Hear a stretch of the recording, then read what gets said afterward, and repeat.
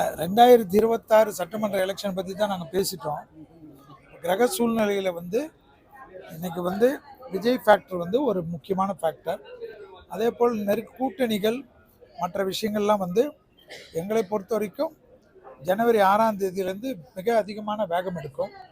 அந்த வேகத்தில் யாரெல்லாம் சரிய போகிறார்கள், யாரெல்லாம் நிற்க போகிறார்கள் என்றெல்லாம் பார்க்கணும். நிறைய பேர் பிரிந்தவர்கள்லாம் ஒன்று கூடக்கூடிய காலகட்டம். ஸோ இதெல்லாம் சேர்ந்து அதே போல் விஜய் சாருடைய அமைப்பும் சீமான் சாருடைய அமைப்பும் கூட்டணியில் வரப்போகிறார்கள் என்பதெல்லாம் நீங்கள் பார்க்கணும். இப்போ இருக்கிற பேசிக்காக இந்த கிரகங்கள் இப்படி இருந்தாலும் கிரகங்கள் மாற்றம் குரு வக்கர நிவர்த்தி என்றதுனால குரு திருப்பி மிதுனத்திலிருந்து பல விதமான அற்புதங்களை மேற்கொள்வார்.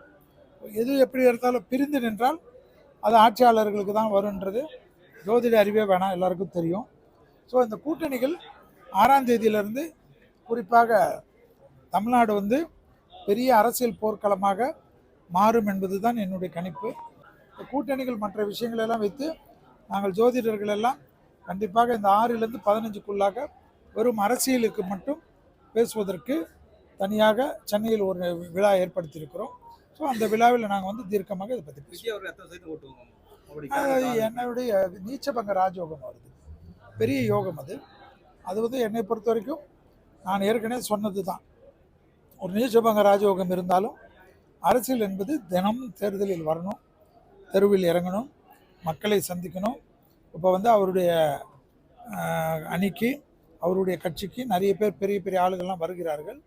அதெல்லாம் அவர் சரியாக அவர் நிர்வகிக்கணும். ஏன்னா கடகராசிக்கு என்ன பிரச்சனைனா 2ல் கேது 8ல் ராகு இருக்கிறது. கூட இருக்கிறவங்க அவரை அணுகாமல் வச்சு, இப்போ செங்கோட்டையன் உங்கள் மாவட்டத்திலே செங்கோட்டையன் இருக்கார், வலிமைமிக்க தலைவர். அவர் என்னுடைய நெருங்கிய நண்பர். அவர் இப்போ அவ்வளோ வருஷங்கள் இருந்த அனைத்து இந்த அண்ணா திராவிட முன்னேற்ற கழகத்தை விட்டு விஜய் சாருக்கே போயிருக்காரு. பெரிய ஒரு நிர்வாகி களத்தில் அதுவும் தேர்தல் களத்தில் அம்மாவுக்கு அடுத்ததாக பெரிய முதலமைச்சர், அதாவது முன்னாள் நம்மளுடைய மறைந்த வாழும் தெய்வமாக இருக்கக்கூடிய புரட்சி தலைவருக்கு அப்புறமா புரட்சி தலைவியெல்லாம் கண்டு அவர்களுடைய தேர்தல் சுற்றுப்பயணத்துக்கெல்லாம் திட்டம் வகுத்து கொடுத்தவர்.